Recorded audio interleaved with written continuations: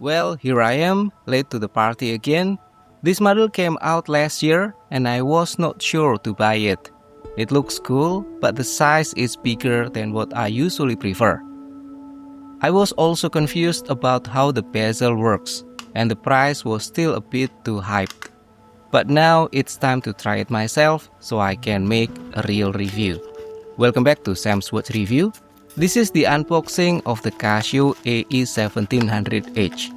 This is the box from the distributor in my country. It comes with a manual and a warranty card. Here is the watch. The seller added bubble wrap to protect the crystal. Nice. I bought the Pepsi bezel, variant 1A2V. It looks a bit like ProTrack or the SGW series. It has a round face and big digits. And here is the tag with the features. And here is the display with resin crystal. It looks good. Here are the modes: timekeeping, stopwatch, then the countdown timer, alarms, which looks like a multifunction type, an hourly signal, and lastly the dual time. Quite nice.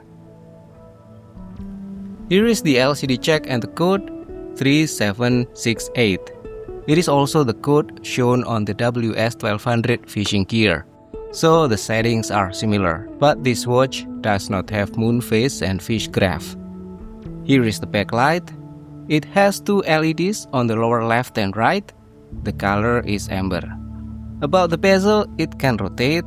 It moves both ways and has no clicks, so it is mechanically similar to the MRW200H. And I still do not fully understand its function.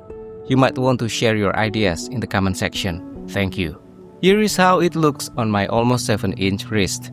It feels a bit large. The size is 47mm. I do not recommend this one for slimmer wrist. I will make a full review and tutorial soon. So don't forget to click like, subscribe, and have a great day.